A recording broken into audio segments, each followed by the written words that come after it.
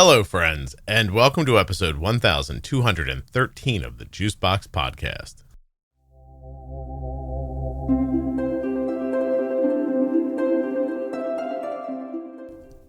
Kelly is a 30-year-old type 1. She was diagnosed at 18, and she has a son who is 3 who has sporadically weird blood sugar tests and is positive for 2 type 1 diabetes antibodies. Nothing you hear on the Juicebox Podcast should be considered advice, medical or otherwise. Always consult a physician before making any changes to your healthcare plan. When you place your first order for AG1 with my link, you'll get 5 free travel packs and a free year's supply of vitamin D. Drink ag1.com/juicebox. If you're looking for community around type 1 diabetes, check out the Juicebox Podcast private Facebook group. Juicebox Podcast, type 1 diabetes. But everybody is welcome. Type 1, type 2, gestational, loved ones, it doesn't matter to me. If you're impacted by diabetes and you're looking for support, comfort, or community, check out Juicebox Podcast, type 1 diabetes on Facebook. If you or a loved one has type 1 diabetes, please go to t1dexchange.org/juicebox and complete the survey. When you complete the survey, you are helping to move type 1 diabetes research forward. t1dexchange.org/juicebox. This episode of the Juicebox Podcast is sponsored by US Med. usmed.com/juicebox or call 888-721-1514. US Med is where my daughter gets her diabetes supplies from, and you could too.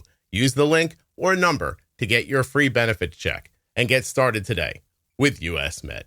This show is sponsored today by the glucagon that my daughter carries, Gvoke HypoPen. Find out more at gvokeglucagon.com/juicebox.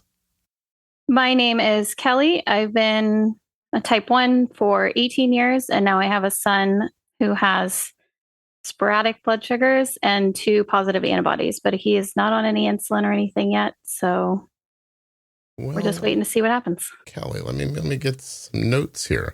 You are... When I filled out your form, yeah. I was going like super fast, and I was like, I didn't want to miss the time slot, right? And so I just went super fast and didn't put a whole lot of information because I remembered hearing previously that you don't ever like look at the form. So I was like, whatever, we'll just figure it out when it comes. I run my eyes over them before I turn the thing on.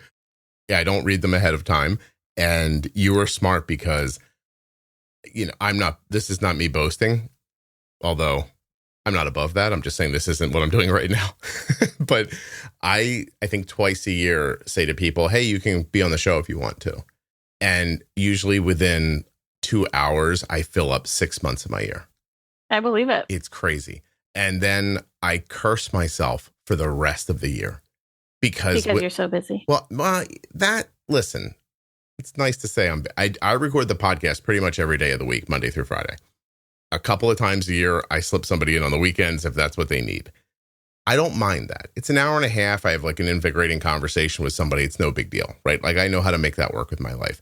It's when something comes up where, I don't know, a company comes out with something unexpectedly, or someone sends me a message and they're like, here's my story. And I'm like, oh my God, I need to record with you right away. I literally start double and tripling up my days then because I don't leave myself any space. That I have to do.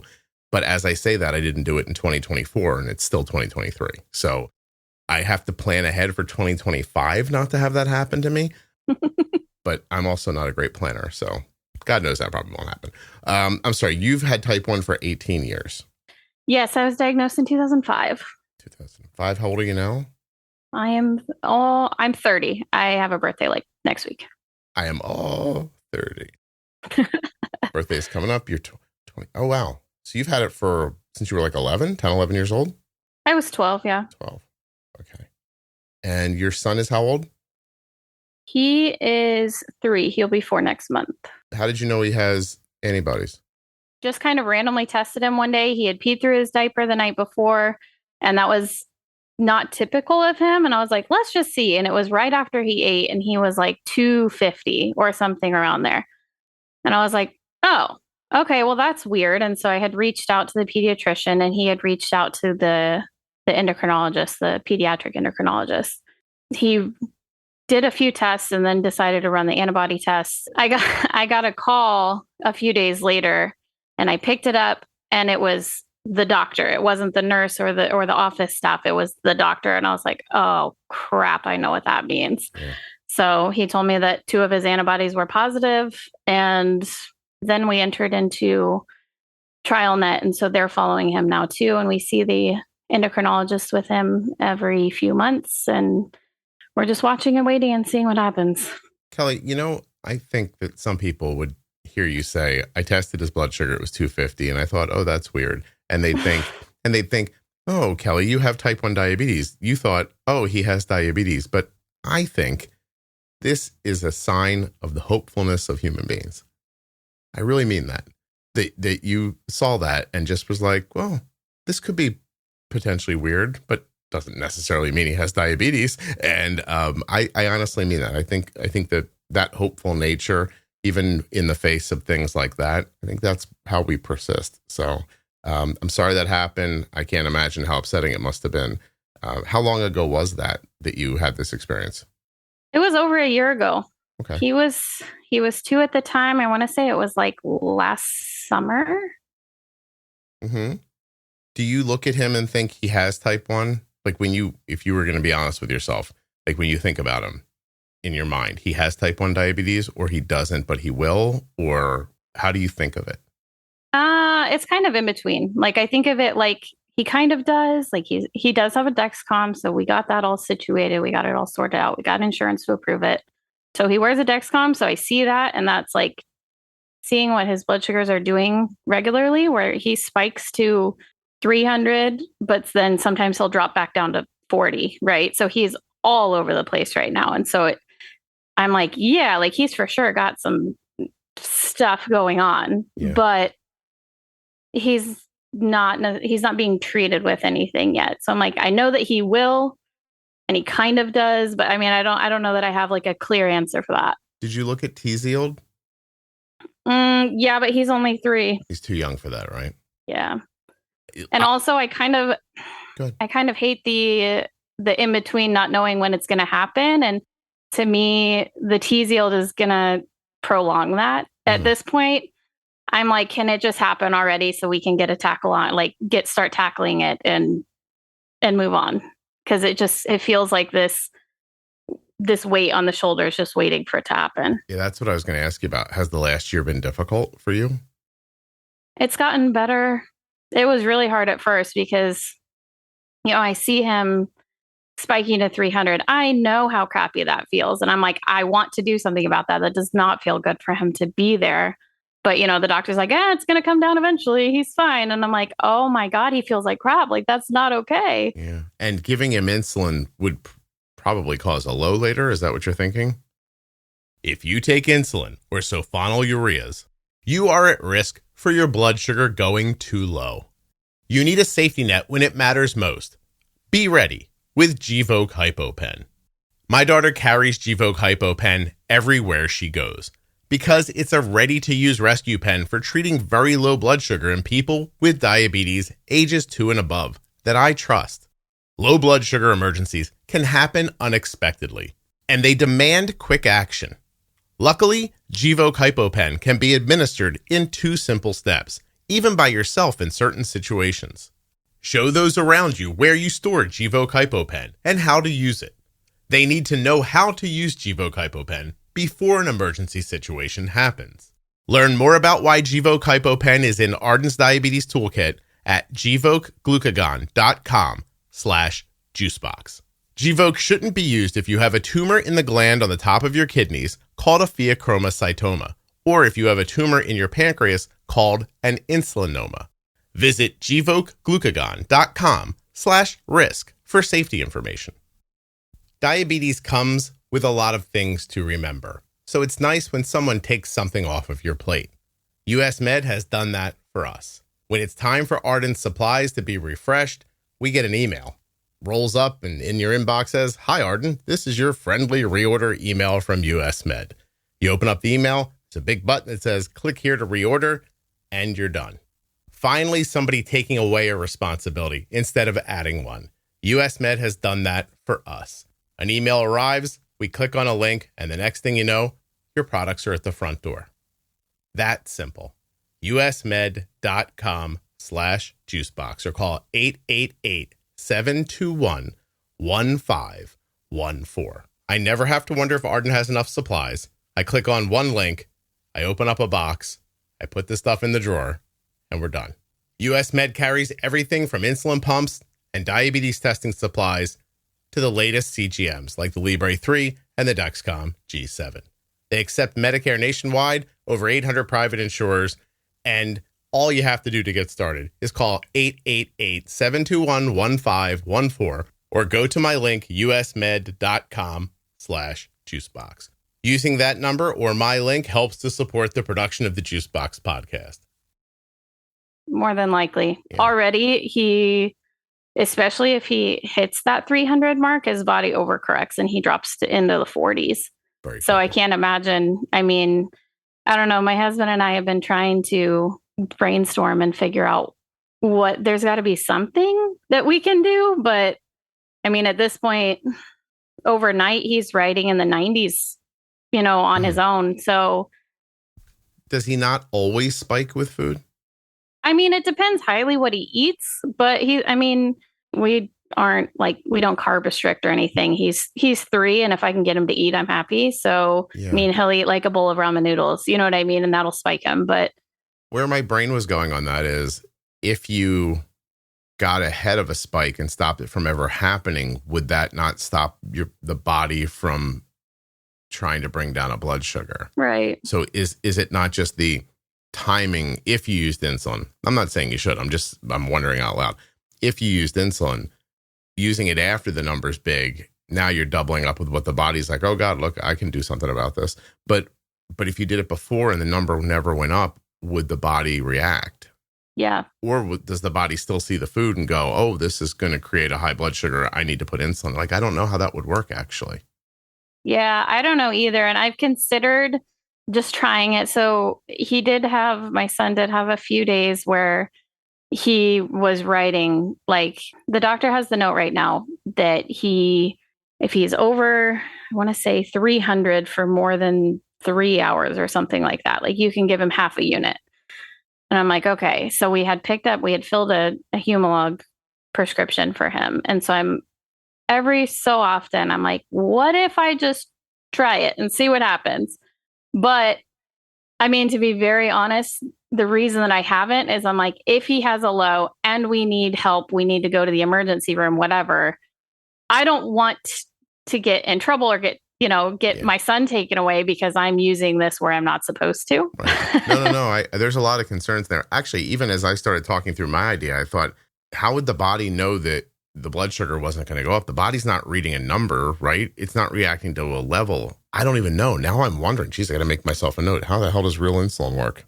See, yeah. Yeah, let's find out about this. That. This is what I'm saying. I wish that his antibodies would just take the rest of them, and so that we could take over. Because I know how injected insulin works. I know I can do that. But it's like this terrible in between that we're dealing with now. I'm like, I don't know how to do it. I don't know. That's crazy. It's terrible.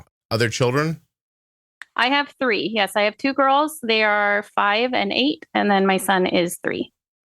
Okay. And how do you think your husband's known you the whole time you've had diabetes, right? So yes. What was his reaction? Did he expect this? Was he concerned about it?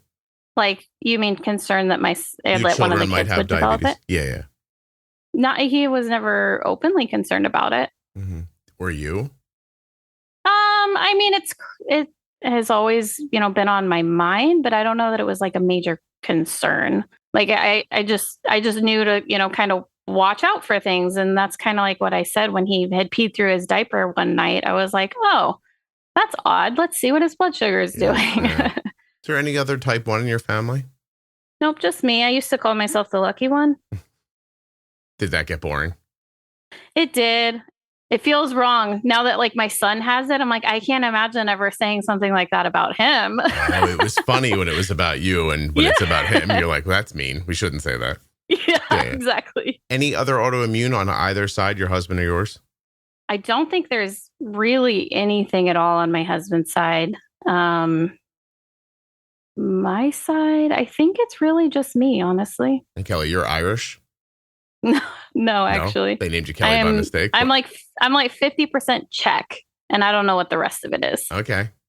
Check, please. Can we call this one Check, please? Maybe. Hold on. That's not a bad idea. Let's write that down. How about on your husband's side? What's his background? I have no idea. You married that man? You don't know what he is? I mean, I know enough, but no, I don't know. I don't have a clue. Kelly, you're such a lovely person. That's very nice. Okay, so there's no autoimmune on either side that you know of. You're the only one with type 1. Got it. All right. I'm clear. What made you want to be on the podcast? I had listened to quite a bit, and I don't feel like I ever hear about, really small kids or really young kids. And I also don't hear a lot about, this kind of in-between diagnosis that we've been talking about, where it's like kind of diagnosed, but not really diagnosed, and how to handle it, I guess. How to handle it. I think you're handling it the way you're supposed to handle it. You try not to scream, and then you wait for diabetes to come. Are you prepared with glucagon? For myself? In the house, just in general. I mean, I have some for myself, yes. Okay. Do you know how to use it on him if he needed it? Yeah. Okay. It would just be the adult dose because I don't have his, but yes, I do. And do you think he feels those lows when he goes to 40? Sometimes. Some of them, the other day, it was just a couple of weeks ago, he was low, dropping. I have it set. I have his Dexcom alarms on my phone, or the follow alarms set, that I don't get any alarms until it's 55, because the endocrinologist said if his body is naturally creating these lows, don't treat them. And I'm like, okay, that's really hard. Mm-hmm. And so I set it so it doesn't give me any alarms until it's at 55. And I get this 55 and it's straight down. And I'm like, oh boy, it dropped down into the 40s. And all of a sudden he crawls up on me next to the couch, just flat as a pancake, and is bawling his eyes out, just scream crying. And I'm like, okay, I think you're feeling this one. I'm going to treat it. Oh, no kidding. Oh God. I'm sorry to even ask this, but how does that make you feel? I mean, mostly frustrated that I'm not supposed to treat them. Yeah. You might want to. You know what I mean? Like, I'm like, can I just give him like 2 marshmallows at 70 and call it good enough? I don't know. Can I ask you why you wouldn't? I don't know, because I was told not to. Oh, Kelly, please. You married a guy without knowing his background. Why are you listening to this thing? Why are you making sense over here and not over there? I'm just a rule follower. I don't know. Well, here, I'll give you a new rule. Don't let him get to 40. There, it's a rule. Now you can take care of it. Perfect. That's exactly what I needed. You're welcome. It's all done now. I mean, in my opinion, anything that's causing him that much distress, I'd want to avoid. Yeah, usually it's not like that. Most of the time, I don't see the lows really at all. It's rare that I do see any. Sometimes he'll just get real cranky with a low, and it's not. I mean, who knows if it is or not. He's 3. He's kind of a jerk. But it never turns into like a drunk baby kind of video that you'd be like delighted by on TikTok or something like that. He's never like dancing with a hat on or something. I don't watch those videos. I don't know what you're talking about. When babies act crazy, I don't mean they're really drunk. People should, first of all, let me be clear. Do not let your babies drink, if that's what you thought you heard just now. But like when babies like are, like all like goofy and somebody takes a video of them and it's funny, like it's never like that. It's either he's crying and screaming or he's low and you don't really notice it. Yeah. He definitely doesn't get the goofy lows. Okay. So this is interesting, right? Because you have a firsthand knowledge of what a low feels like for you, what a high blood sugar feels like for you. And so most parents, when their children go through something medical, they don't know what's actually happening. So it's easier, I would think, just to the doctor said this, like, it's fine. But when you really know what a low feels like, that's why you have that pang inside of you. That's like, I should not be letting this happen. Yeah, I think so. Yeah. Well, that makes sense completely. This has nothing to do with your kid, but I thought you'd find this interesting. This person has not been on the show yet, but I'm in contact with them. I'm just going to stay vague. A girl around 13, 14 years old who's had type 1 diabetes for 3 years. And about, 9 months ago, started taking Wegovy for weight loss. and is now from something like 16 units of basal plus meal insulin down to 2 units of basal a day and nothing else. No way. Isn't that crazy? So I don't know what to make of that exactly, but her mom sends me graphs weekly. I look at them. She shows me where the food is. It's insane. I can't. That's wild. Yeah, I can't make sense of it. I wish I could get my insurance to approve that. For you? Yeah, for me. Interesting question. Would you want a GLP for weight, for insulin? What would your concerns Both. there? Okay. Well, then you can. I can't. Why? Oh, you got crappy insurance? I have great insurance, but it's TRICARE. So they're really strict about trying to get through drugs that are not on their formulary. Oh, it's not on their form. Well, that could change. Listen, I'm no soothsayer. I am also may not even be a person who can pronounce soothsayer exactly right. But I think that these formularies are going to have a hard time keeping GLPs off in the near future. I did just recently start Trulicity, like 3 weeks ago. Okay, that's a pill, right? No, it's a that's injection. A shot. That's an injection too. Mm-hmm. Yeah, I mean, is it working for you? Did you notice anything? I get full faster. Mm-hmm.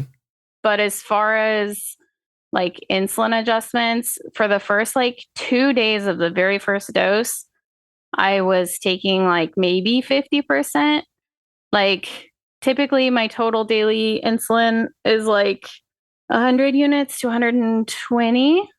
For those first 2 days, it was at like 56 to 62, like half. Like it had, but after those 2 days, it's really gone back to normal. I'm back on my normal basal settings and my normal bolus settings. Everything is, I don't know. Okay, well, I'll share this with you. Although I don't have enough information about it to be thoughtful yet, but I do have the experience of the last 2.5 weeks. Arden began using a GLP. She's done 3 injections so far. And her last injection was like 4 days ago. So she's 2.5 weeks into it, maybe. Mm-hmm. Her basal has gone from 1.1 during the day to 0.8. And her insulin sensitivity has gone from 42. That's 1 unit moves her 42 to 1 unit moves her 68. Like that's a huge reduction in insulin sensitivity. Yeah, it really is. A big number.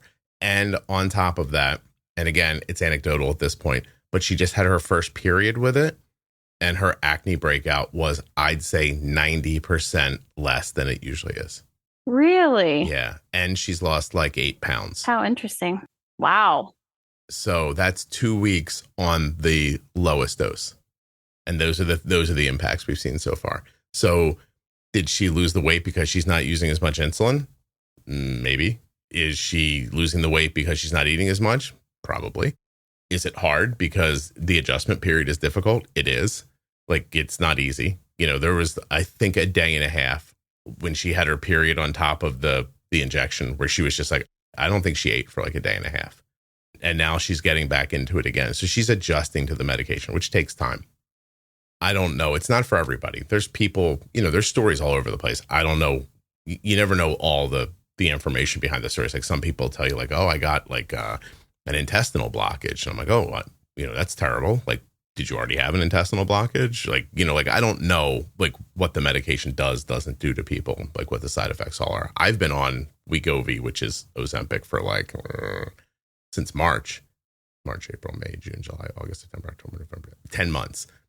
I've lost 40 pounds. It's fundamentally changed my life. And other things have happened for me too. I don't know how to put into words. I have not made an emergency visit to a restroom in like a year. So I have not been in the situation where like, oh my gosh, I have to go to the bathroom. And if I don't get there, there's going to be a problem. That was a thing that would occur in my life before. It does not happen anymore. I used to have really bad acid reflux. It's gone. Like little things like that I can't really explain. Anyway, the point about Arden is that she's not even on what they would consider a therapeutic dose yet. She's using 0.25 and she's having all these like experiences already. So that's amazing. I can't see how it doesn't end up being something that type 1s are prescribed in the future. I really hope that's the case. I can only imagine how beneficial it's got to be. I mean, I had great success for the first 2 days that I took it. And it's very possible that they'll have to increase the dose, and then I'll start seeing that across the board. If it can lessen the load of, the amount of insulin that a person has to take, that would be incredible. Yeah. Or spikes, or your time in range, or, a number of other things. Yeah. My spikes have definitely been a lot more gradual. Mm-hmm. Yeah. Right. That's a big deal. And, geez, now what's going to end up happening is that people are going to say, doctors are going to freak out. They're going to go oh, your insulin needs are going to way down. We can't do that because I don't know how to adjust your insulin. It's been a thing I've had to pay attention to. We purposefully did it while she was home from school, because I don't know that while she was away, I don't know if she could have handled it, to be honest. Because it was a really quick, hey, we need to move this basal. We need to move this.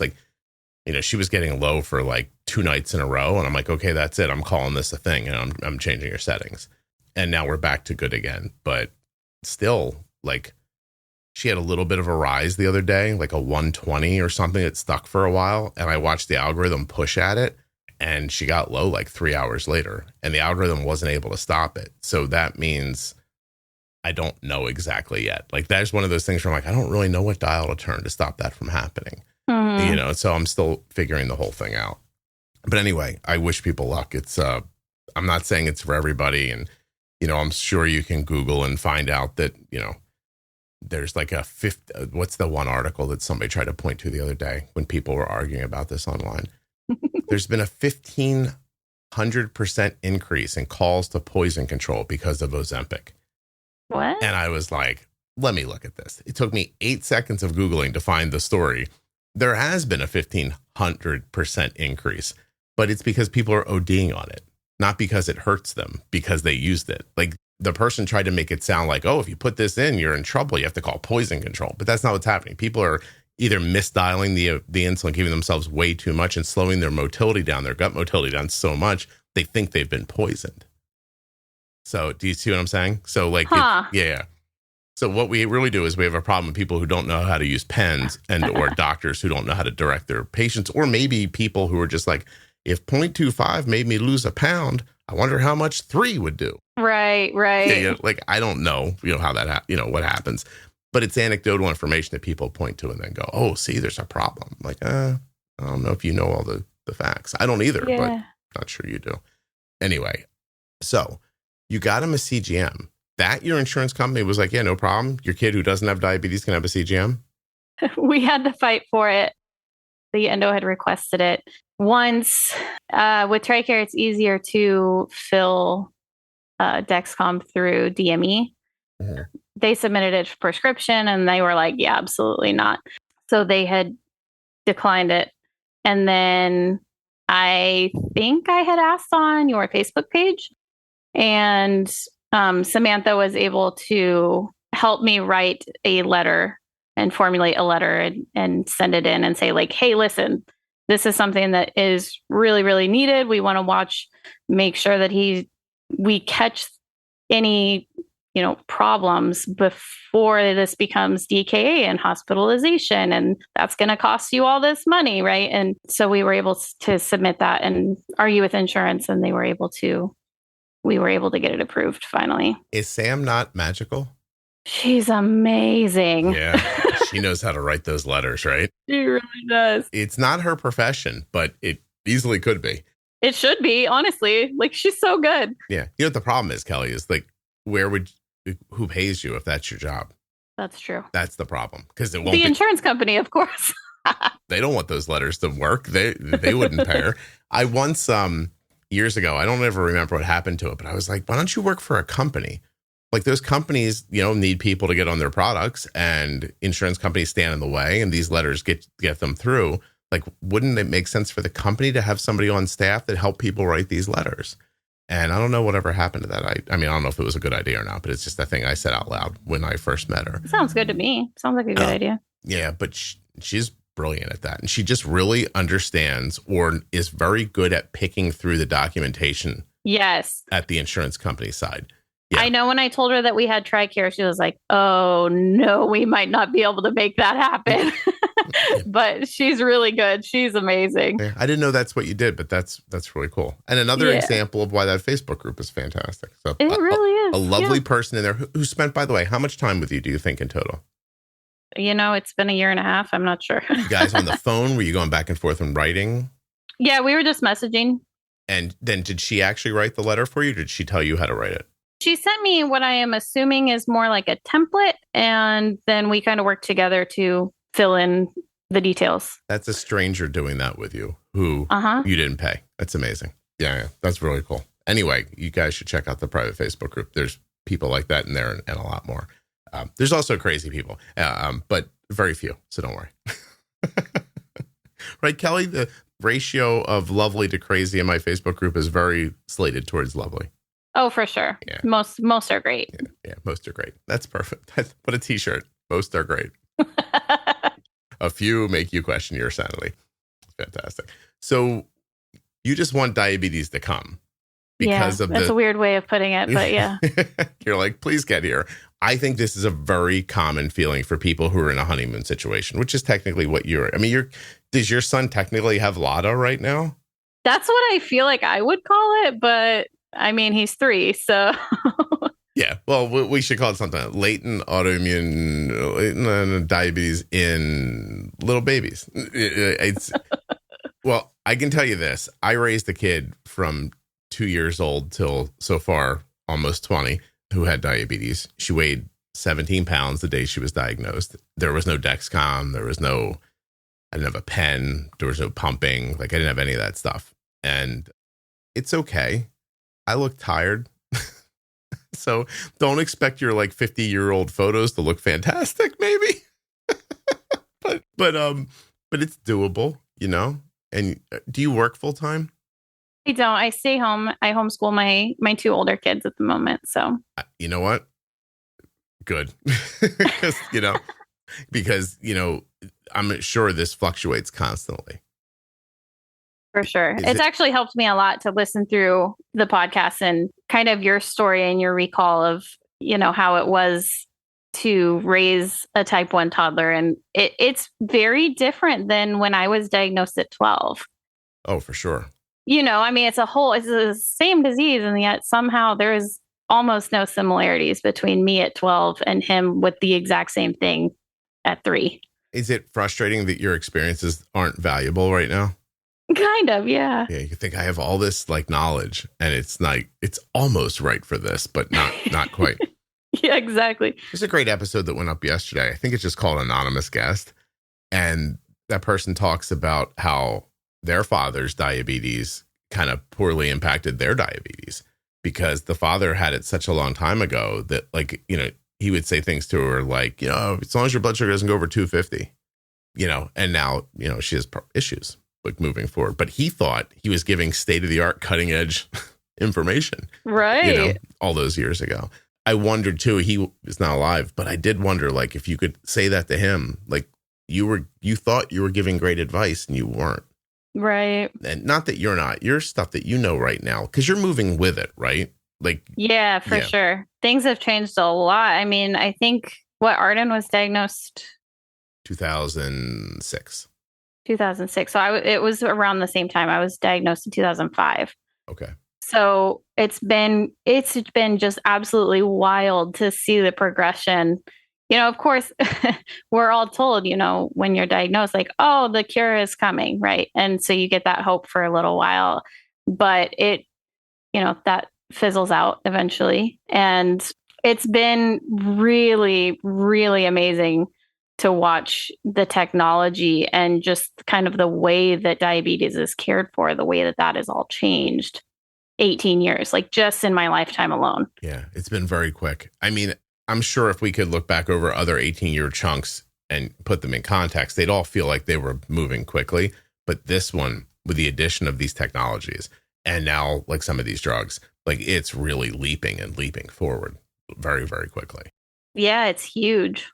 Before Dexcom figured out that if they had people working in Washington to help understand the process of getting stuff through the system, things did not move quickly. And as a matter of fact, it would take sometimes 3 years for a meter company just to put out a new meter. And when it came out, you realized it wasn't really any more accurate. Yeah, it was no different than the last, except for maybe the shape and the color. Yeah, they changed the shape and the color. It had a light now, and they were like, look, it's brand new. And we were all like, oh my God, look at this. It's happening. Yes.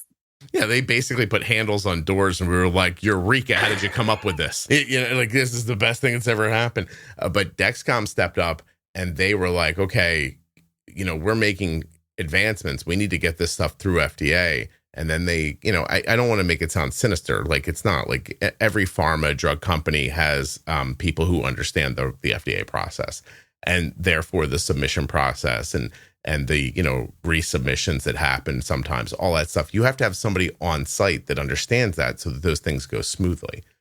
I think Dexcom was the first diabetes device company to take that seriously.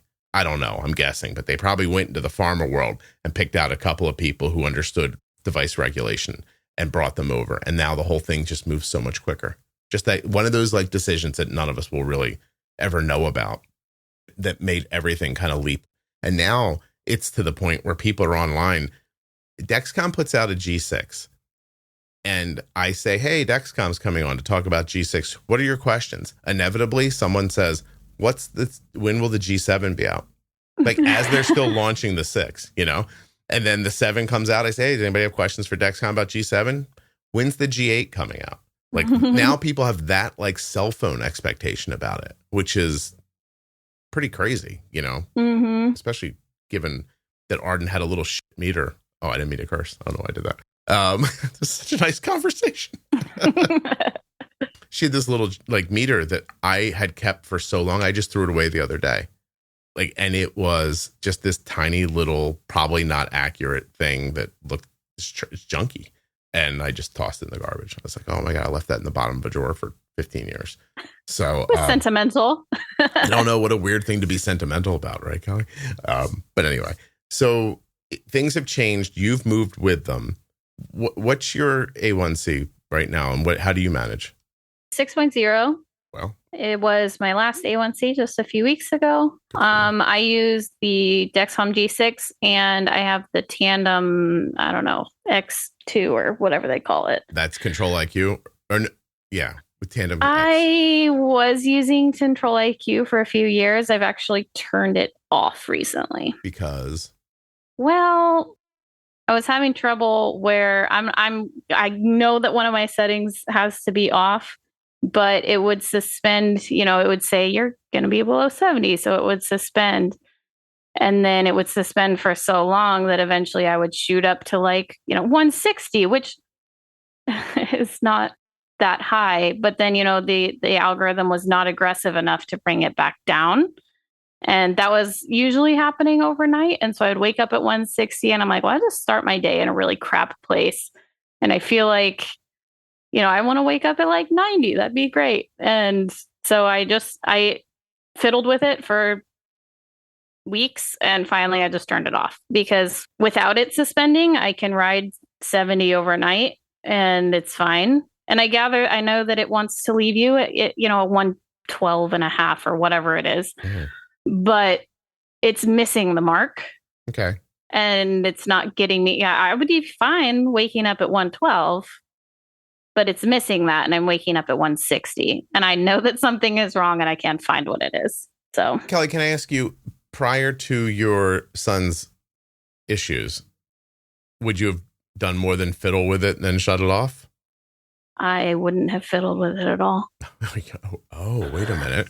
I would have been like, 160, cool, whatever. What? Oh, are you trying to figure out diabetes better for him? Probably. That's when I started listening to the podcast, is after he was, he technically doesn't have a diagnosis. But after we kind of learned all this about him is when I started listening. And it has given me a lot of knowledge that, at 12, they give you, I wasn't hospitalized when I was diagnosed. Mm-hmm. So I was at the family doctor. They checked my sugar. It was 470 something. And essentially the doctor came in and was like, hey, you're type 1 diabetic, sent me home. And they're like, you'll go to Children's Hospital in the morning. They sent me for the entire day. and then sent me home. Like they just sent me to do, the learning, the teaching, like, they teach you everything and they send you home and tell you to deal with it. Oh, what a great hospital. They were able to teach you everything about type 1 diabetes in just a day. They did. I mean, we were fine. We were fine. I never died. That was everything that you really know. And, I feel like once you're taught things or you go to a new doctor, right? And they just assume that the doctor before taught you. And so you don't ever learn more things. Like you kind of learn everything right at that moment. And the podcast itself has helped just really teach me some of that in between stuff. Like you said, they taught me everything they know in one day. And then you never really get more information, more knowledge, more like it just stops there. Fine tuning. And listen, you and Arden were, like you said, diagnosed around the same time. So it's counting carbs, it's insulin to carb ratio, it's we'll set your basal, and then you'll go back to the doctor if it has to be changed. And this is how you put an injection in a banana. And why don't you get out of here, you silly kids? Like, right. That's what we got. The first time one of the questions pops up into your head, the first time you think about it a little broader, you go, I don't have enough knowledge to make this next decision. Mm-hmm. And then, God, I called the night Arden came home from the hospital. I called the endocrinologist at 4:00 in the morning and woke her up. No. And she's like, you can call me if you need. I bet you she didn't mean at 4 a.m. But anyway, I woke her up and I was like, this is Arden's blood sugar and I want to give her this much insulin. Is that okay? And she was like, yeah, I guess that sounds right. I was like, oh my God, this is the level of help. And that's a woman who was willing to give her personal phone number to me. That was still the level of help that she presented. You know what I mean? Like it wasn't any grand breakdown of the situation or like an understanding of bigger ideas. And I don't think that's her fault either. I think the advent of CGMs has really opened people's eyes in general to what blood sugars are doing. I know that we like to think that years ago, doctors just weren't telling you everything because they didn't think you could handle it or you didn't have the tools. I don't think they knew either. Yeah. I think the first time somebody said, oh, it went up to 300 and came back down, you didn't get low, that's fine. I think they meant that. Yeah. And I was one of the, I was the person who had said, yeah, how do we stop it from getting high like that? Like, couldn't we do that? And they were like, no. I was like, no, I bet you I could. So I was like, yeah. I was like and then honestly, if you've really listened through the podcast, it's not until Arden's nurse practitioner tells us about Dexcom for the first time by telling us a story about another person. They put the CGM on the kid. He was like a 16 or 17-year-old kid, I think. And the kid was like, oh, I'm going to be able to eat my favorite candy again now because I'll figure out how to do this with this data. So it was that kid's mind having that thought, telling the nurse practitioner about it.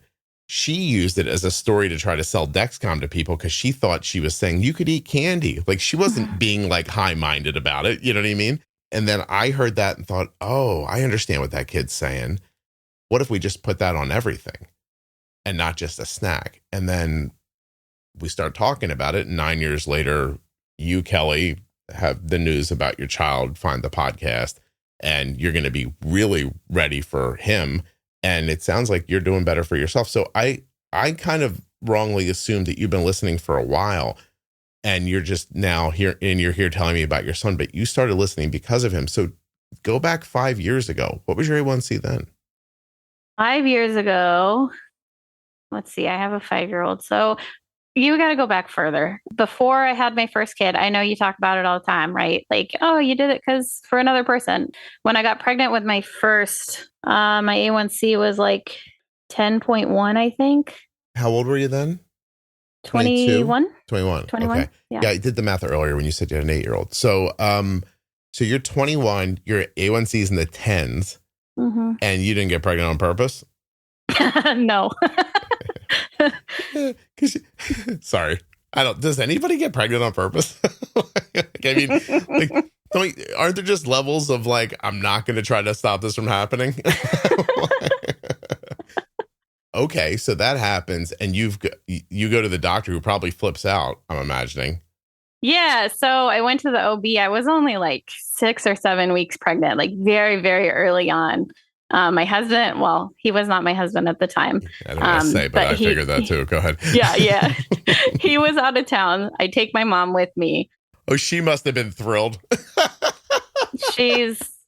We don't get along. Let's put it that way. We're talking to the doctor, and she, for whatever reason, tells them like, oh yeah, she hit over, I didn't have a Dexcom at the time. So she tells me, or she is talking, I had checked my blood sugar on a meter and it had said high. So it was over 600, which happened in later pregnancies as well. Just not at 600, but just ridiculous spikes really early on for me. Mm-hmm. And so she says that in the middle of the appointment in front of the doctor, and they admit me to the hospital right away. They're like, oh, we got to figure this out. This is not okay. And I'm like, well, you're right. It's not okay. But like, I'm not 600 right now. Like I was at like 95, right? I was like, I don't need to be admitted to the hospital. That's an average, but thank you. Yeah. Not a great average, but it's not what my blood sugar is right now. Way to tell me you don't know anything about what you're talking about. Yeah. Great. Yeah. I did not stick with that doctor's office. But. Yeah, I know. but so you're smacked immediately with that. Oh, wow. I have to bring my A1C down by 4 points to have a healthy pregnancy. Mm-hmm. How quickly did you do that? And how did you do that? It was really fast. I want to say that weekend that they had admitted me to the hospital, it was down to 9 point something already. And by the end of the pregnancy, I was at 5.7. What did you do to lower it?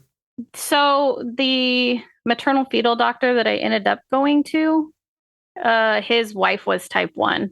Mm-hmm. And so he actually, I would go in about once a week, and he basically became my endocrinologist. He went through my pump settings and he would adjust every little thing for me. And he kind of did it all for me at that time. So you met somebody who had some expanded knowledge who looked at you and were like, you're not getting this done on your own.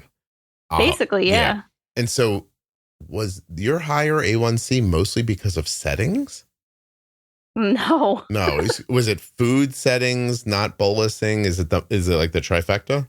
I would say, and I don't know if this has to do with like age at diagnosis or just my own mindset, from probably age 14 to 21 when I was pregnant, like I didn't really test my blood sugar. Like maybe once or twice a day, would just like, if I felt low, I might check. Sometimes I would just treat. And I mean, I would still take, a bolus or whatever just to cover the food, but I wasn't really ever doing corrections. Kelly, were you in that situation where you were diagnosed old enough that your parents were like, Kelly's a good girl, she can take care of it, and they left you to your own devices? Yeah. Okay. Something like that. And when you said earlier you don't get along with your mom really well, is that because you don't feel like she looked out for you as a child? Probably, but I mean, I'm sure there's more to it. Oh, also crack? No, I'm just kidding. No. I'm sure your mom did do crack, and I didn't mean to say she did. I was joking. So it's a very common story. Like it's a mistake a lot of parents make. Yeah. They're like, that kid's old enough for this, because they don't really even understand it. And they can come to the conclusion of like, well, we taught them to give the injections. They know how to do that. So now we'll just tell them to do it and they'll do it. Exactly. But listen, if you're thinking that right now as a parent, I'll come out and say this. You're lying to yourself or you're an idiot. That's one of the two things. And it was really challenging. I mean, a lot of it is on them. Like they should have taken the reins and dealt with it. Yeah. But I was also 12. I didn't want them to help me with anything. I wanted to handle it on my own. Like I was like, oh, well, I know just as much as you do. We sat through the same classes together. Like I got this. Meaningless to me, Kelly. Okay. I've been a parent a long ass time. The amount of things I have to say to my kids that I know they don't want to hear from me is uncomfortable. I know why 100%. People don't want to do it, but that doesn't mean you get to skip it. I had to say something to Arden yesterday. As I was saying it, I was like, she's gonna be pissed when I say this. And I was like, but it's my job to say it. Right. So what am I going to do? Now, if she disregards me as she gets older and older and older and, sets herself on fire and explodes, I tried. But I can't go, oh, she's not going to like it if I say this to me. Or she wants to do it on her own. So, like, you have to find a way to communicate. Definitely. Like that was not a strong point in our house. And I'm not saying, listen, communication, probably the root of most problems. Like, people are poor communicators overall. Like, I get that. It's not specific to your mom or, anybody else. And I struggle with it. And I mean, you can make an argument that I communicate for a living. And still in my private life, I'm like, oh, I'm going to do this wrong. I know I'm going to do this wrong. Like it still happens.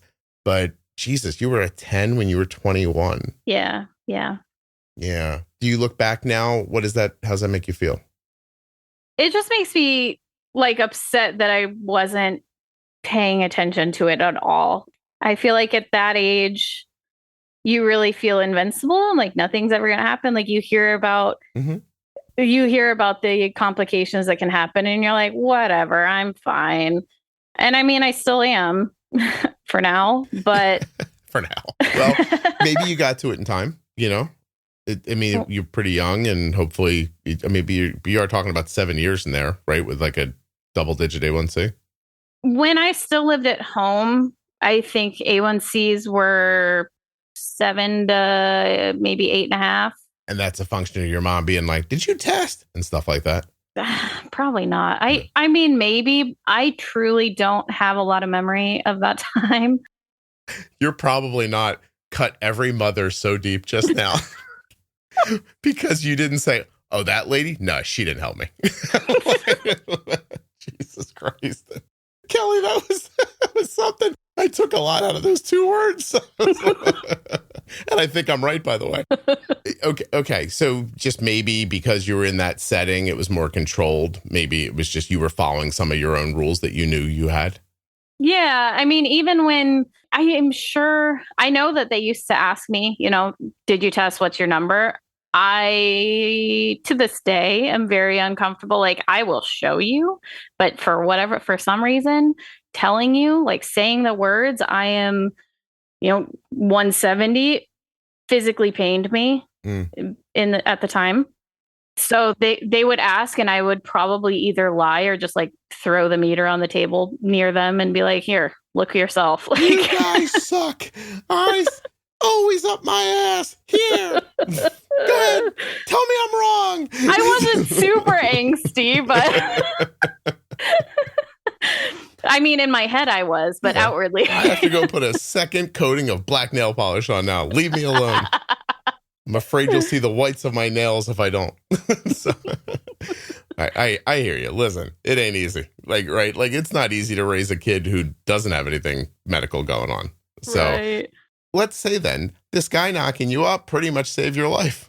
I mean, I don't know if you want to give him that much credit, but no, he's great. I love him. I'm sure he's fine. Amazing. Yeah. Listen, how could he? I mean, your parents set a pretty low bar, so you're not wrong. I don't know. Honestly, Scott, I don't know if he's great or if it's just that he's here and he looks at me. Oh, you're making me reevaluate this. He might be terrible. This might just be a perspective thing. No, I will say I have a great relationship with my dad. I love him. He's amazing. And my husband reminds me a lot of my father. Okay. Well, that's lovely. I'm worried that I just made a bunch of women right now go, oh my God, I have accepted so much less than I deserve because of how my parents were. Don't all go getting divorced. I'm sure you can fix them. It's not uncommon for people to. Oh, you don't think that's uncommon? I don't.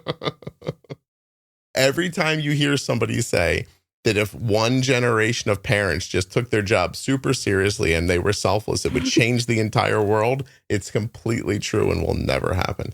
So there's too many people. But that was a bummer. Sorry, everybody.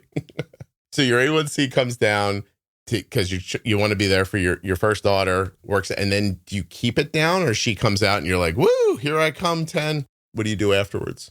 No, it's really stayed down. All of my kids have birthdays in January. So are you only horny once a year? Apparently. I really enjoy April and May. I love Easter, Scott. I don't know what to tell you. One of them was conceived on Easter. All right. Sorry. That was inappropriate. I apologize for saying that to you. Anyway, What were you going to say? All my kids were born in January 1? And I was going to say it's been 9 years since I probably had that 5.7 when I was pregnant with her. Mhm. And I would say the highest that I have seen since then was probably, I'm guessing I saw like a 7.8 right after she was born. Okay. And other than that, it's been mostly 5s. Wow, good for you. That's really wonderful. I happen to know because you're in the group, but did your thyroid pop after the babies or did you have a thyroid issue before? No, I actually got diagnosed with hypothyroid the same time I was diagnosed with type 1. Oh, well, the then same lab work. You mind if I quote one of your tweets or one of your posts? Sure, go ahead. My most recent TSH was 10-ish. Jeez. I added Cytomil. So somebody's not managing your thyroid well either. Yeah. What backward state are you in, by the way? Just tell me. We live in Florida right now. I'm sorry, I didn't mean that. I'm huge in Florida. I'm not insulting any of you. I love you guys. So how long's your TSH been that high? This is the last time I got blood work done was a year ago, and it was 2 or a little under 2. Kelly, are you not going for blood work every year for your thyroid? Of course I am. What a question. Kelly, are you? I should be doing it every 6 months. Mm-hmm. I usually go once a year. Okay. So you just had a big spike in TSH. It's not that it wasn't well managed before. Yeah. I've never felt particularly great. They did add the T3, the Cytomil. Mm-hmm. And so far I think it's helping, but who knows? I might just think it's helping. So I don't know. The last time I love the way you talk. You're like, I don't know. I've never really felt great. I haven't. That's what you're asking me. And when people talk about happy, I don't know exactly know what they're talking about. Just like... The last time before now that my T3 was checked, and I don't know how accurate like T3 blood work is, but the last time that I had the T3 checked was in 2017. Okay. So they've been checking T4, TSH, and I don't know whatever else. But the last time the T3 was checked was 2017. So they gave you Cytomel this time? Yeah. Did that help anything? I think so. You more energy? I do have more energy. You feel more well rested? No? Yeah. Yeah? Yeah. Okay.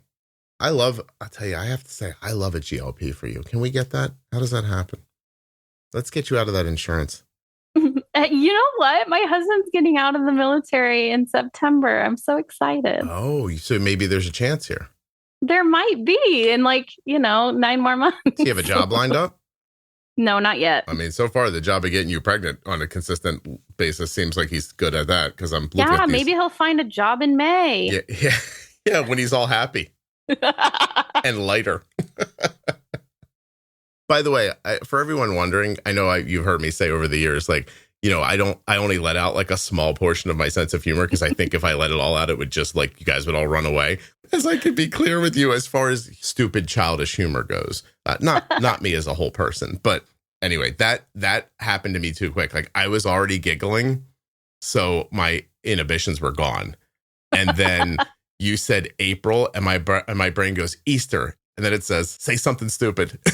then that's how that all comes out. Just so you know how it works in my little head. I'm not apologizing for it. I actually think it was hilarious. But no, that's 100% my sense of humor, too. Good. Yeah, I imagine you would have hung up if it wasn't.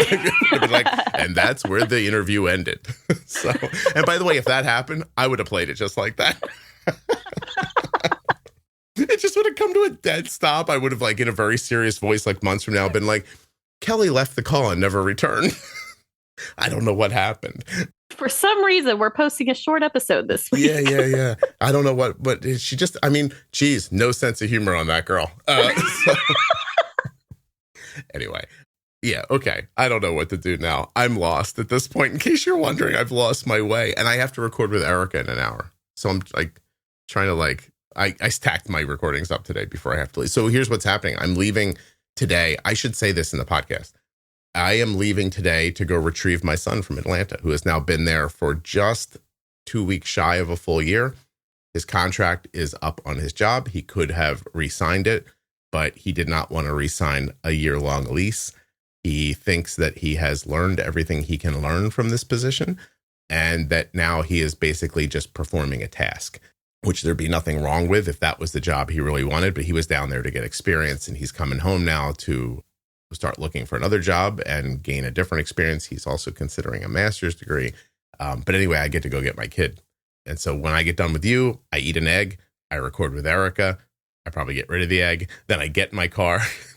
If you want to know how my afternoon's going to go, I assume I'm going to go to the bathroom around 1 p.m. And then then I'm going to head off to Atlanta and help my son move home. So pretty excited. Anyway, that's my day. Kelly, in case you give a shit. Also, do you think we should apologize to Rob for all the cutting he's had to do for the cursing and that other reference and stuff like that? We're sorry, Rob. You know, when I was like mentally preparing for this, I assumed there would be a lot of editing. Did you? Because you know yourself, or because you thought you and I together this would happen at some point? Both. I actually figured I would let some fly too, but I've been reserved. Isn't it insane that the same person who helped you understand diabetes is the same person that said that stupid about Easter? I actually find that amazing for some reason. There are times when you'll like, here's an example. I was at a gas station once when a woman walked up to me and was waving her hand frantically in my face.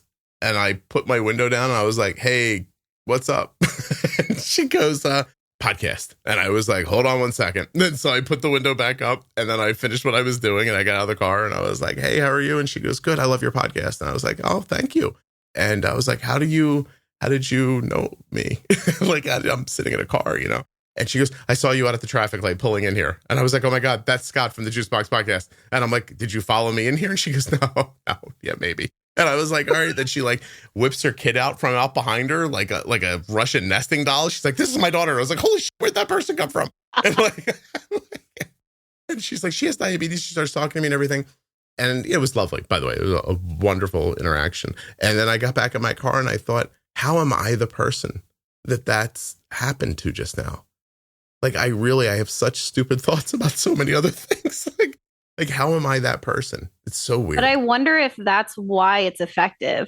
So I feel like so often, like, we go to the doctor and we see them as this person, like, up on a pedestal, and they're so, like, cut and dry that it's hard, at least for me, like, it's hard for me to, like, really absorb that. And so just being able to, like, listen to you as somebody that I would get along with, and be able to listen to you and like also have the stories tied into it. It's really effective style of, I don't know, learning for me, I guess. You don't think I should over whiten my teeth and talk like a local weather person? I mean, maybe you should give it a try for one episode. Oh my God, I would have such a headache if I did that by the time it was over. Yeah. I mean, I don't put any effort into pretending to be nice or like to shine myself up or anything like that. So I take your point. Listen, I know, I mean, there's a person that's popping into my head right now who I won't disrespect by mentioning them, but their diabetes info is good. They're just not likable. I look at them and I think, oh, you're just not a person I'd want to hang out with. That sucks because your info's fucking rock solid. But it's that last piece of it in this digital age. It's not enough to be right. And you can't pretend to be likable. And by the way, not everyone likes me either. Like, there are plenty of people who really don't like me. I could read you a couple of reviews right now of people who do and they are not going to like the Easter reference either. The same people that left that review. Lady called me. Wait, but will you read some of them? Do you want me to? I really do. Do you want me to? All right. So this is how we're going to end, Kelly. I'm going to read. I got to find them. I didn't know we were going to do this. Oh, God, this is going to be embarrassing. I've never done this before. One lady, I think, flat out called me a misogynist, which, by the way, I do not agree with. How do I get to? You would think I would know, being the person who does this. I just burped. Could you hear it? I didn't. Oh, what a great microphone. This mic is amazing. I sometimes crack my knuckles while I'm doing it. I don't think people can hear that either. I've been popping I'm holding a highlighter in my hand. I've been popping the cap in and out. Oh, I do that all day with my... I'm hoping that it's not a lot of editing for your editor and he can't actually hear it. Okay, I'm scrolling back. Ooh, okay. Here's the first one. Oh, Jesus Christ. I'm just going to read it, okay? 1 star, host needs to let guests speak. Yeah, okay. We know. Am I the only one that notices how he's talking the majority of the time? I had to unsubscribe. I couldn't take it anymore. He cuts them off all the time. And on more than one occasion, he'll make cringe comments that I'm sure, I don't know what she's talking about. He makes cringe comments that I'm sure makes the guest uncomfortable. Were you uncomfortable today, Kelly? No, I'm so much enjoying this. Okay. I'm shocked how not enough people have commented on this. Now, interesting enough, this person who left this review about 3 months ago, I think if you asked me to step out of this, I would tell you that this person has had an experience in their life where joking around things that may be sexual in nature make her very uncomfortable. And God bless if that's how it makes her feel. I certainly don't want her to listen either. I don't know how a person doesn't look at 1,300 reviews that are all, except for hers and a handful of others, 5-star and say things like, my fear and anxiety has subsided. This is a literal lifesaver. This is an excellent podcast. Heavenly bliss. Like, this has been a huge help to me. Like, I don't know how you don't look at the other reviews and go, why am I the outlier here? But now, an outlier, sure, but TMI, as a diabetic, 1 star, by the way. By the way, you can't give 0 stars, or I assume they would. I used to love this podcast as it gave me so many Me Too moments of connections with other diabetics out there. But recently, the interviews are peppered with inappropriate content for a podcast about diabetes. Be still. She didn't say be still. I said that. The poor woman being interviewed must endure jokes about their bodies and their personal and intimate relationships. Endure. Okay.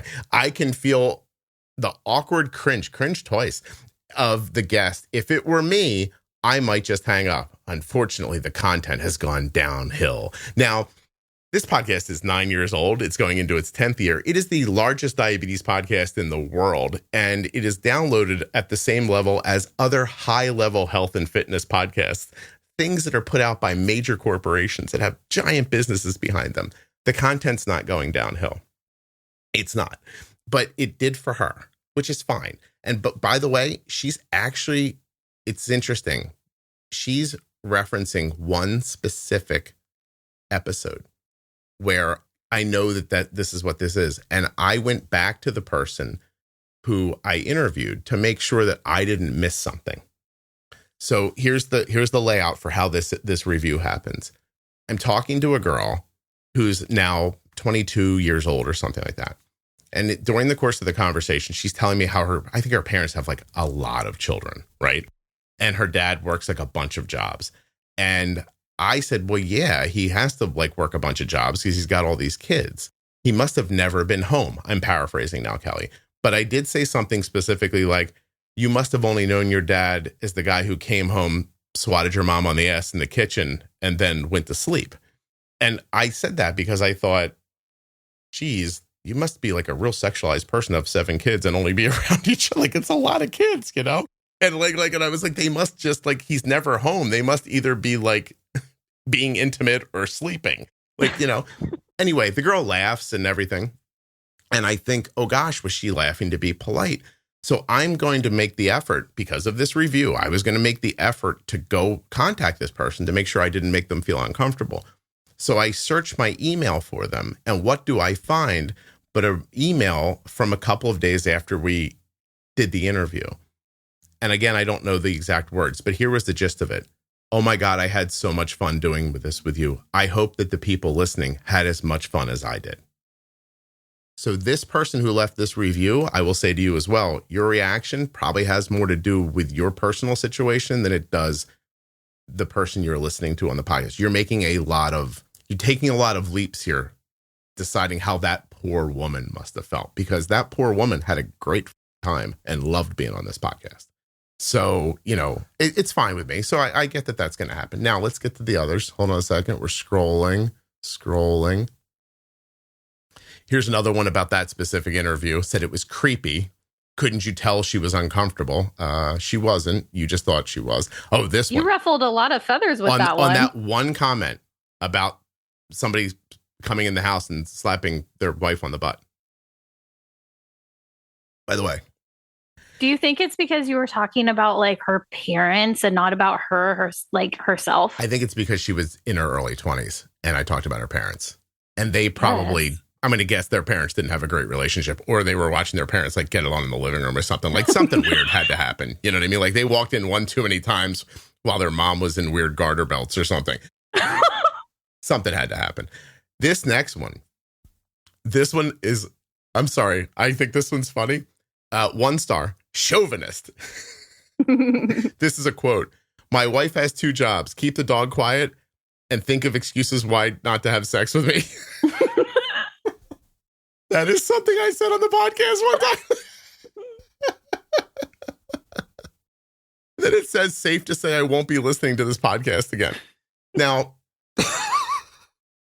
I don't know. Okay, but to be fair, just imagine that's like the first episode. Well, that's what I figured. I'm like, well, there are times when I say something and I think, God, if this is someone's first episode, they're not coming back. But so usually I say my wife has 2 jobs, not know when the trash goes out, and come up with excuses not to have sex with me. But this was a reference inside of an episode. There was a dog my dog was barking. And I said to the person I was interviewing, I'm so sorry. This is my wife's job. She only has 2 jobs. And I was trying to be funny. By the way, my wife has an incredibly high-level job where she helps a lot of people, and she's the brightest person I've ever met in my life. But these other 2 things are also true about her. So anyway, that person did not like me either. Scrolling. Here's one that gave me 4 stars and talks glowingly about the podcast, but then says I talk too much. To which I would say to her, this is a podcast. Imagine how it would be if I didn't talk. That's true. And people came on and weren't good at carrying the conversation, which, by the way, everyone thinks they are, but most people aren't. So this one, by the way, the last one that was bad that called me a chauvinist was from Great Britain. This one's also from Great Britain. Maybe I don't go. You're not well liked there. Well, I have a lot of downloads in the GB, but okay. Maybe they're just telling all their friends about how bad it is. You think they're just jumping on and be like, you want to hear this chauvinist guy talk about diabetes? This one, again, 1 star. I don't think we're, this one doesn't hurt, but self-centered is the title of this review. I searched out glycemic index on podcasts in an effort to educate myself. Let me say I am not diabetic, nor thankfully are any of my family. Okay. I do, however, like to be informed. Like, imagine you wake up tomorrow and you're like, I just really want to understand the glycemic load. So, anyway, God bless. I have to say, I found Scott irritating and very self-centered as he spoke over, this is going to f you up, Jenny, while she was trying to make a point. Jenny and I have recorded together about 200 times. We are insanely good friends. And privately, that woman has told me that she thinks I'm single-handedly saving people with diabetes. This is not in any way reflective of Jenny and my relationship. So I must have just spoken over Jenny mistakenly. And this is what happened when the person heard that. Furthermore, he seemed to boast how when wearing a glucose monitor, he couldn't get his sugar to spike, even though he gorged himself eating 2 slices of cake. So yes, I wasn't boasting. I was making the point that a person with a functioning pancreas can have 2 slices of cake and their blood sugar doesn't spike. You understand. Well, you have diabetes. You understand. But like she obviously didn't understand that part. I left the podcast early. I won't be listening again. 45 minutes of my life I won't ever get back. And she put a sad face. Jeez. I don't know what to say to that person. You fundamentally misunderstood everything you heard. But in one listening of a podcast, felt compelled to go leave a horrible review of it. That part freaks me out. Like, I've heard things and seen things in my life I didn't enjoy. It's never occurred to me to be like, I have to now go tell everybody not to do this. Mm-hmm. That throws me a little bit, if I'm being honest, Kelly. Are you having fun with this, or should we stop? Yeah, I'm good. All right. I'll see if I can find another one. Listen, my kids aren't here. I never have this time. By the way, I'm scrolling past, I'm not kidding you, hundreds of glowing 5-star reviews to get to these. You can't sort them? Sort them? What do you think? The internet is made for use? Like, click on the, like, you know how at the top, like on Amazon or Target, it'll say like 5 stars, 4, 3, 2, 1. You can click on one. It'll give you all the 1-star reviews. I'm the creator. I don't see the internet the same way you do. Hold on a second. I get different. Ooh. Hold on, I'm reading. Oh. This person thinks I'm only positive towards paid sponsors products. I don't think that's true. Scrolling. This one's, I love how matter of fact this one is. 2 stars. Helpful information. Brilliant information and great tips offered on the podcast. I've gained insight on management, which has resulted in better control of my type 1 diabetes. And Jenny Smith adds credibility to the material provided. What a great review, right? The host, Scott, talks too much and cuts people off. 2 stars. Hey, how about this? Brilliant information and great tips offered on the podcast. I've gained insight on my management, which results in better control. Jenny Smith adds credibility. Thank you. What about that? How about thank you? You not the guy runs a podcast, which he must talk on. You motherfucker. like, just fucking say thank you and be done with it. Like, this guy, he spends his whole life making a podcast for me. He takes the breadth of his information from the last blah, blah, blah years of running, and it's helped me immensely. I don't love his speaking pattern, though. He should go fuck himself. You're out of your mind. What a horrible thing. That's all. The person's a scourge. Wait, isn't that kind of what you were saying earlier about the other one, though? Like, great information sucks to listen to. Oh, I can't get to I haven't found the one yet that is my absolute favorite one. It's just like, I love this podcast. I hate that guy. Can be too much focused on him at times. 3 stars. Host talks a lot about himself versus interviewing the guests, but he can have great content. Pick one. You fucking idiot. I'm making the great content. You motherfuckers.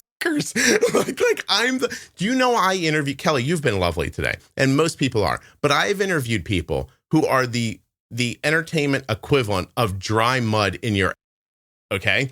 And you don't know that because I made them interesting. You'll never know that. They're lovely. You'll never know. You won't go back and listen and go, this person was not good. I sussed out in 3 seconds they weren't going to be good at it. And I peppered in more conversation to draw them along. Like, you, again, just say thank you. Hold on a second. Scrolling. 5 stars, 5 stars, 5 stars. This one, these piss me off more than anything. This is a glowing review that they only clicked on 3 stars for. And it really bothers me, Kelly. I don't know why. Kelly, are you there or did you die? I'm here. Can you hear me? Yeah, now I can. Hold on a second. Does it give you, what's your like overall rating? Like 4.8? Yeah, I'm like 4.8. Is it really? Yeah, I'm great. That was a good guess. Yeah. This person doesn't like the ads. That's interesting to me. If you don't want the ads, then you're not getting the podcast. So I got to live too. Did you get up and running? I thought I had seen in your Facebook group that you were going to be starting a subscription one. I got it set up, but I hate the idea of it still. It's got, right now it has all the pro tips in it with no ads. And I was thinking, are you going to do After Dark in it still? I decided to do something else this year first. No, I love the After Dark. Oh, can I tell you what I'm going to do though? Because by now it'll be out for years, or for months. I'm doing a series called Cold Wind, and I'm having healthcare professionals on and other people around the healthcare industry. They're speaking anonymously and having their voices changed, and they're telling me about their jobs. Okay. Just so like endos or just across the board? Endos, anyone? Nurses. How about an HR professional who talks about how how many times they fired somebody over 25 years for having a health issue? Oh, okay. Directed by the CEO, stuff like that. This one's funny. There is occasionally some interesting stories or nice tips, but it's pretty much an hour plus long commercial for Omnipod and Dexcom. Omnipod and Dexcom are the stuff my daughter wears, so that's probably why that feels that way to you, because of the words I say.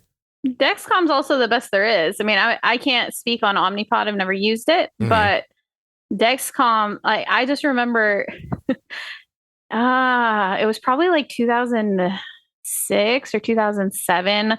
I was wearing what Medtronic had put out, some kind of awful, awful sensor.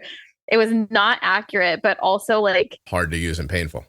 It hurt so bad. And then like the transmitter part you would click in, it didn't secure in any way except right at the click in part. So it would just like flap around. Oh, in fairness to them, I've heard really good things about their new system and their new CGM. So that's great. It was really bad like 15 years ago. I've definitely heard that. Speaking of like a long time ago, I've now had to scroll back like 4 years to get to this bad one. But here is an example of a review that is about you, not me. Okay. Mixed emotions, 2 stars. Overall, I have nothing bad to say about this show, as it does a very good job educating diabetics about new technology and experiences surrounding the type 1 diabetes life. However, what continues to get under my skin is how much the host continues to talk about it. By the way, I don't like it when people use the same word twice in one sentence, but you don't see me writing a fucking review about it. However, what continues to get under my skin is how much the host continues to talk about his daughter, to the point of interrupting and one-upping their experiences. This has at times caused me to become frustrated and turn the show off, as it makes the conversations disjointed and pulled off topic. The show isn't about Arden, it's about type 1 diabetes. I suppose if he wants to be about his child, angle it that way, but as it is right now, it feels arrogant and self-focused. Whoa. So I will say this. I've seen a number of people in this space do this thing where they're talking about raising a child with something, right? They overwhelmingly make it about their kid all the time. It's basically like, here's a pretty picture of my kid. Give me clicks, give me likes. Oh, by the way. Well, and there's also only so much you can say about your own kid. Yeah. Also, like no matter how great they may be. I don't do that. I would venture to guess that 99% of the people listening to this don't know what my daughter looks like. Yeah. Yeah. I use my experience of helping her to come up with the ideas that I talk about. And I'm really sharing with you what worked for us. I can't share with you what worked for us without sharing how we did it. And so, but moreover, this person just does not like my kid they think my kid's being used to make this thing. And she has nothing to do with this and almost no knowledge of it, to be perfectly honest with you. Speaking of, though, are you going to get her back on? Because I really enjoy those. Yeah. I'll harangue her into doing it once before she goes back to school. Okay. I remember seeing on the Facebook page, like somebody, well, I don't know if it was the last, she's been on twice, right? Yeah. I don't know if it was the last time or the time before, but they had posted like, oh, I cried so much, listen to her tell this story, yada, yada. And I was like, I laughed through the entire thing. That did not make me the least bit emotional at all. Like, yeah, she's hilarious. Really, I love her perspective. It was great. She's pretty cool. This one's like 5 years old. I once had a guy named Adam Brown on, and I was like shot out of a cannon one day, and I talked too much. Like I absolutely did. So I can't, like I said it later in another episode, or even in that episode, God, I spoke way too much today. I'm super sorry. Like that kind of thing. But this person says, this is a 1-star review, disturbing symbiotic relationship through his daughter's type 1. Disturbing. Used this again, said disturbing twice. They really wanted to make sure that you knew they were disturbed. It is concerning to me that he speaks as if he were the actual type 1 and not his daughter. That actually, I have to be honest with you, is just that's a function of speech. Like when you say I, when you're trying to make a point, or us or we or that kind of thing. I've actually been over the years very cognizant to try to break that. It's not me thinking I have diabetes. It's just I'm trying to get stories out quickly. This is unhealthy in my opinion. It is also disturbing. By the way, she's now used the disturbing 3 times. Like, get a thesaurus. It is also disturbing. I struggle to block him out and hear the guest and info presented. This person wants me to go, podcast starting. Go ahead and talk, Kelly. I'll be back in an hour. I would never have requested to be on. Yeah, guess what you would have done? You would have been like, I'm Kelly, my kid. I don't know what to do. So I'm a long-term, very educated type 1. I can tell by how many times you use the word disturbing. I am always searching for the most current information. He has great knowledge. Oh, wait, he has great knowledgeable guests that I want to hear from, but he won't stop talking about himself.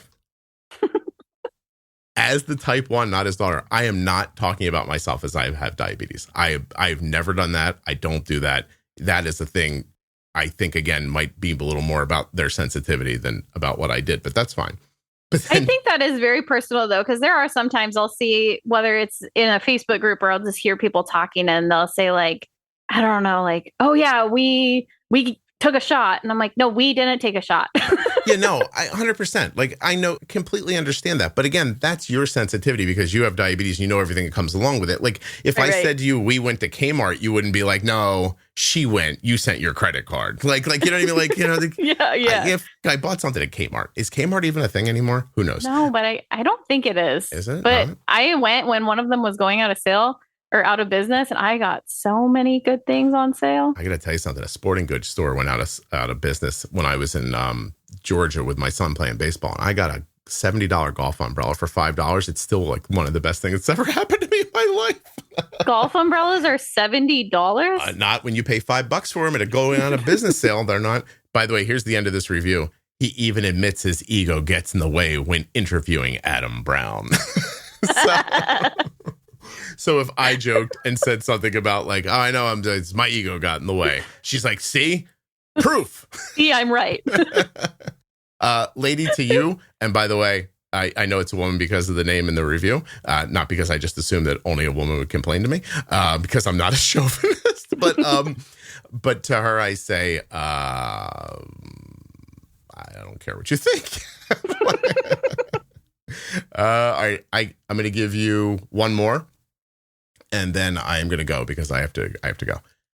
And we're actually going to have to end up calling this interview like bad reviews or something like that. No, it's the very end. Well, what was the other one? Check. What did I say? Yeah, you said check, please. Check, please. Checkmate. Mm-hmm. Bad reviews. I'll figure it out. Checkmate for bad reviews. Like, that's not bad. Good info, but bad host. Lots of good information, but the host never shuts up about himself and is a complete egomaniac. You guys might not understand sarcasm. He is also an insufferable elitist. An elitist. Kind of the best and the worst of most resources. So, great information. I like that one. Yeah, great information. Don't like that guy at all. By the way, I want to just say to this person, I love that you had to listen to me and you didn't like me. It just tickles me inside. Like this guy's like, my fucking A1C is 5.5, but I really hate this son of a bitch. Fuck you. All right. I am. I'm not an elitist, but there are sometimes I'm like, oh. I could be judgy about things. And a complete egomaniac. I think that it's possible that I have a lot of self-confidence and I joke around it. And that those things can get blended and come off that way. And that's fine. Like it's fine for me. Like I again, you know, I could scroll this thing and just push stop and just go, game-changing 5 stars. Can't say enough about the game-changing strategy Scott shares to help lower your or your loved one's A1Cs. Like I can scroll, hit stop. I've been a type 1 diabetic for 32 years, and I've learned more from this podcast than from many doctors, so thank you very much. They're also from Canada, Russia, America, like Australia. These reviews are from everywhere. Overwhelmingly, people like the podcast. And I could easily find reviews of people who say, this is not just my favorite diabetes podcast. This is my favorite podcast. I'm incredibly entertained by this show, blah, blah, blah. There's plenty of those too. I didn't read them. They're not as much fun because that would be egotistical. The other thing I just did is the opposite of egotistical, but I'm sure someone will find a way to say that I did this on purpose to prove I wasn't an egomaniac. So I look forward to that review, and then I will not pay attention to that one either. So good luck. Kelly, you were terrific. I was fantastic. I spoke way more than you did, and I'm sure that'll piss somebody off. But again, I'm not sure what to do. This is how it went. You know what I mean? You okay, Kelly? Everything's all right? I'm good. Were you just laughing the whole time while you were quiet just now? Are you quietly laughing under your breath? Yes. Because people are going to think you. Here's what somebody will say. See, he asked if she was good and she wasn't, but she couldn't even bring herself to say it. I saw my dad smack my mom on the butt once.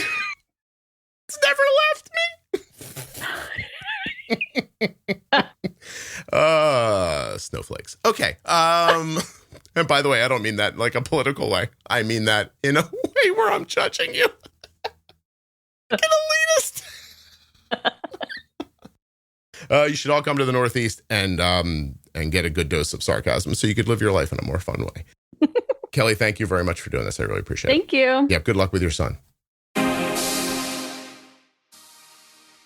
Arden has been getting her diabetes supplies from US Med for 3 years. You can as well. usmed.com/juicebox or call 888-721-1514. My thanks to US Med for sponsoring this episode and for being longtime sponsors of the Juicebox Podcast. There are links in the show notes and links at juiceboxpodcast.com to US Med and all of the sponsors. A huge thank you to one of today's sponsors, Gvoke Glucagon. Find out more about Gvoke HypoPen at gvokeglucagon.com/juicebox. You spell that GVOKEGLUCAGON.com/juicebox. Lots of people with autoimmune seem to have trouble with their thyroid, and that's why I've made the Defining Thyroid series. Juiceboxpodcast.com. Click on Defining Thyroid in the menu to find out more. A diabetes diagnosis comes with a lot of new terms, and you're not going to understand most of them. That's why we made Defining Diabetes.